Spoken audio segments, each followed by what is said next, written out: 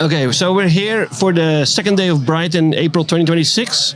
And right now we have a very special guest. It's Mr. Philippe from Semrush. That's right. Can you give us a small introduction about who you are, what you do at Semrush? I'm doing, camera looking at what's going on? No, just... I'm doing insights and analytics at Semrush. I was previously at Nike and Sony doing marketing science. Specialty is really attribution and consumer journey. Okay, wow. And you just had a conversation here at the stage? Just had the talk, Search Apocalypse. We're going to upload that, so please feel free to find it later on the conference website. Nice. And where was that exactly about? Can you explain a little bit what your main message maybe was? Yeah, so one of the main messages is that we shouldn't look at conversion events in isolation, but in the context of the full consumer journey. Because with the emergence of AI, the traditional search metrics attribution is basically broken, right? So there's no more direct link. Somebody clicks on something and goes there to buy it. We see 0 clicks increasing and AI not picking up the shortfall, right? So it's not the math doesn't math there. But it only confuses people if they really rely on the direct click. Instead, they need to look at the full consumer journey, basically get into marketing, multi-touch attribution, marketing mix modeling, all that stuff, but on a smaller scale to really understand, hey, these are all the waypoints that a consumer visit before they make a purchase decision, and these are important, whether or not there is a direct click referral or not. Mm-hmm. Because what consumers tell us, actually clients tell us, brands tell us, when they look at their own log files, they only see about 1% of traffic being referred into them from AI sources. Yeah. However, when we look at the analyzed customers' journeys, we see that really in 90% of all customer journey, where a significant conversion event happens, there is an AI waypoint present.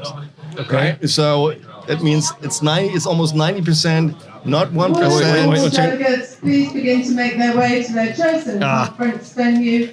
Session 4 will be starting in 10 minutes. Sorry. Session 4 will be starting in 10 minutes. Okay. There There's you only go. one announcement, so normally it's okay.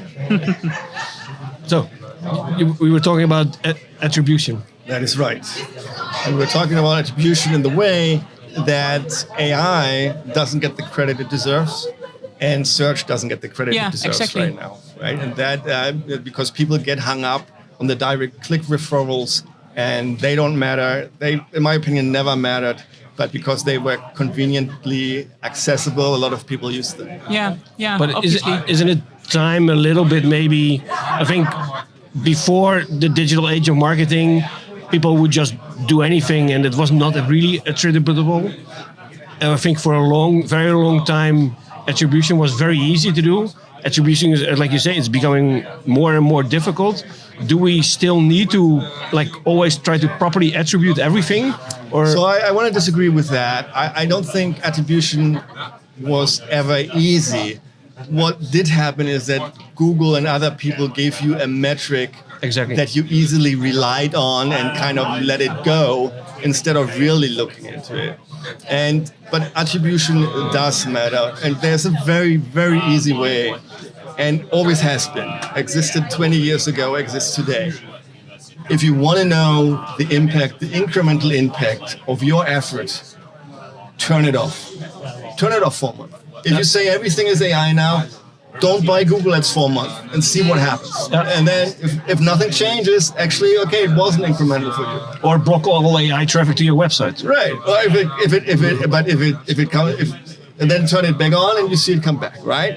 However, no client wants to hear it. You can't go to your customer and say, hey, you know what? I'm going to turn off your Google traffic for a month, no, right? But then you have to kind of carve it out, do A/B testing, that sort of thing gets more complicated. But in principle, very easy. Turn it off, see what happens. There you have it. Yeah. And you did that before? You have use cases of the example that you... I've been marketing mix modeling, multi-touch attribution all my life.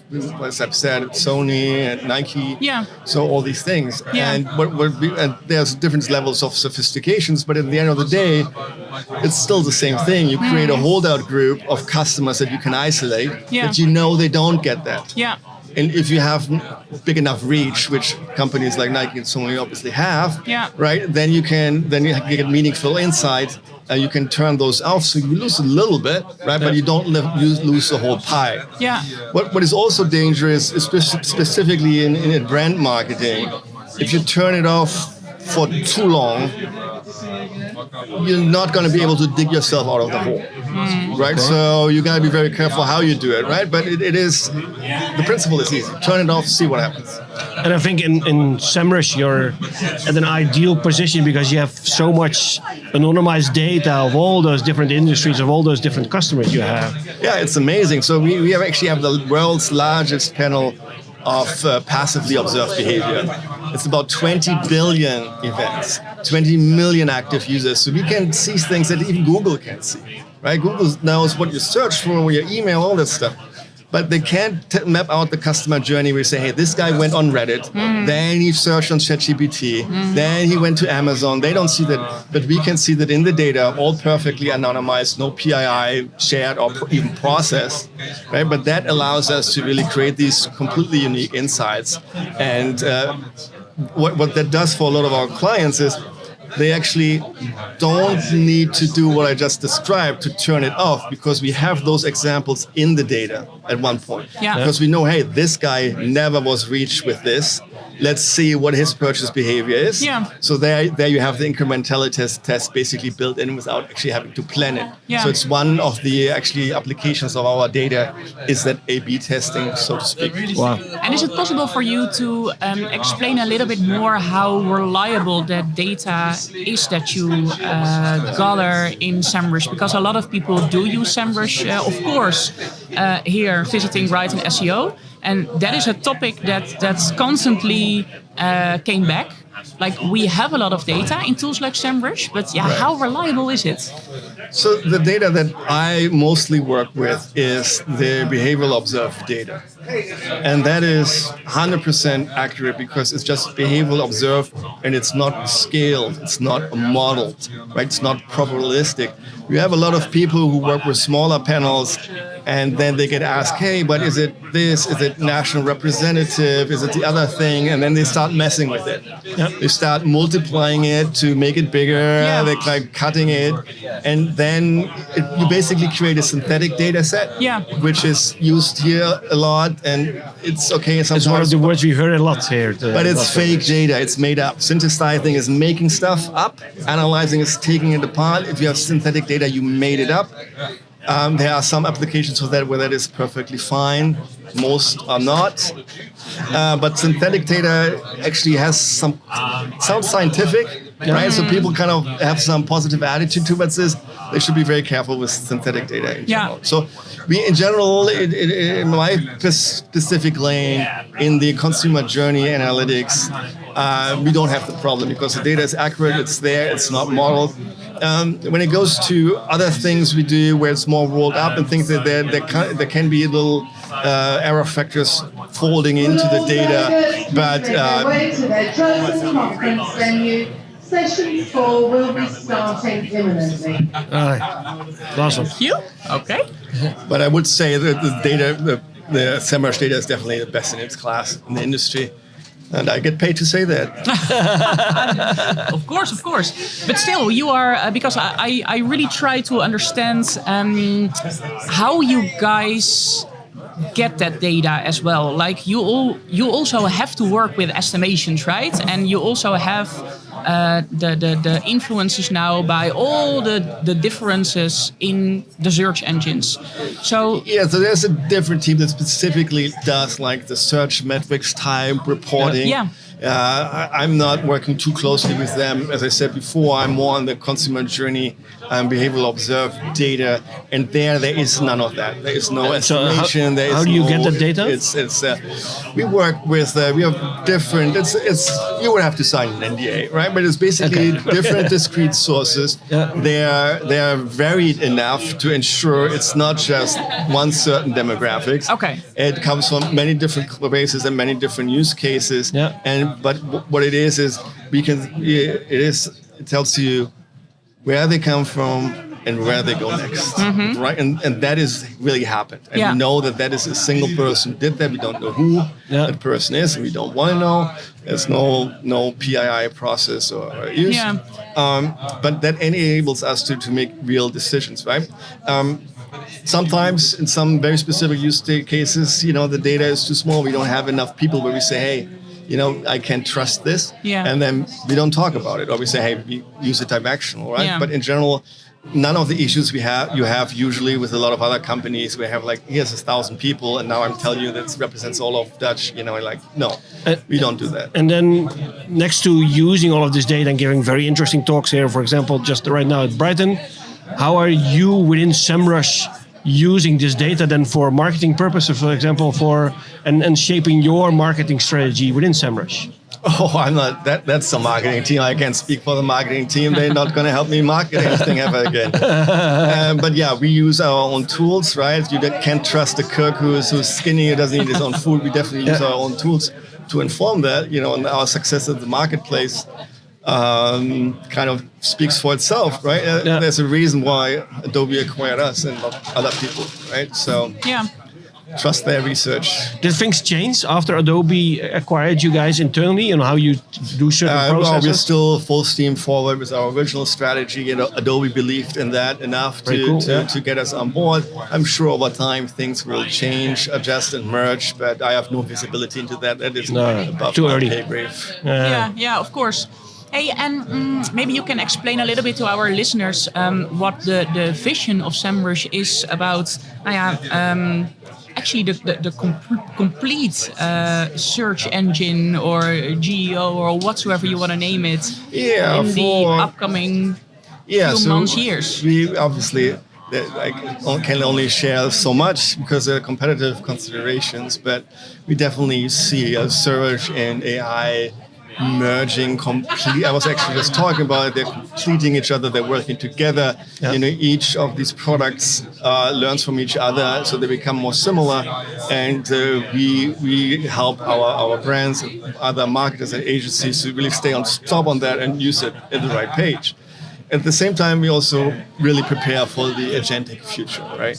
Yeah. We need to know that our data is not only used to figure out who to market to, but it needs to be able to be used by agents. It needs to be able to be used by AI itself. We're not just talking about AI, but AI is basically a customer of ours. Of course, yeah. So we have to make that data available to MCPs and other things so that AI can use that. And so there are things going in that direction, but also, a lot of things I'm in the position that I should. No, of course, but I think it's very interesting indeed.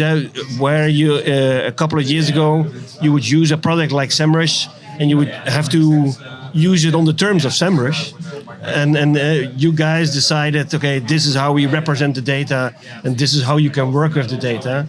But indeed, with tooling like an MCP opening up, like the fire hose of data, people can start to tinker and make their own models around your data and try to maybe create their own experiments and do things. Yeah, like and that's already happening, right? We have a lot of clients who subscribe to our data through API and whatnot, and they build their own businesses on that, right? So there's many businesses who don't tell you they're basically running on Semrush data, but they do run on Semrush data, right? And we support that because that helps with the innovation, right? Yeah. So that's not encouraged use, right? But that's already happened.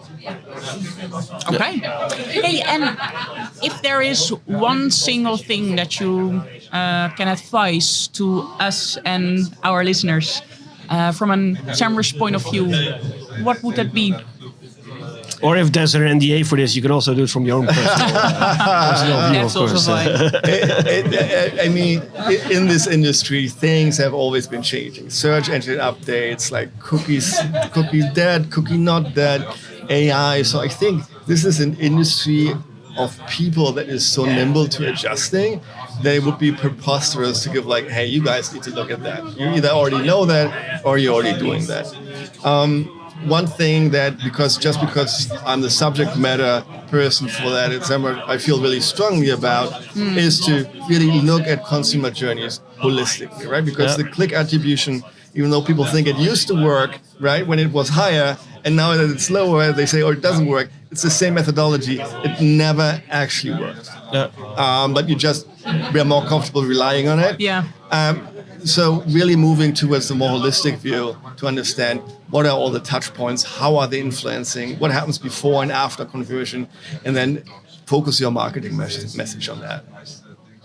Perfect. Great. I think it's almost time to wrap up a little bit the podcast here. We have one final question I would like to ask you, which we always ask to all of our guests here. I should have prepared. I think it's best if it's happening on the spot. The question, since you are having, I think, what changed a little bit for you because you have such a vast experience also working with the big brands, like you say, Sony, Nike, etc.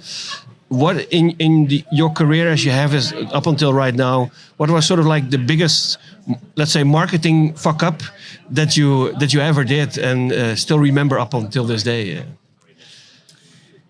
The biggest mess.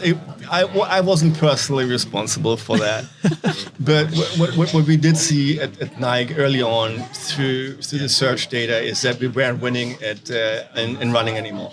Mm-hmm. However, that search data was never escalated to the sources because it's more of a traditional company. They had the big brand surveys. They were relying on that.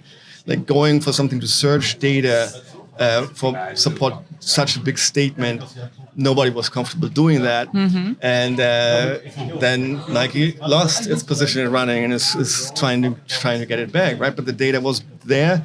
It wasn't escalated, and the people who did escalate it wasn't trusted.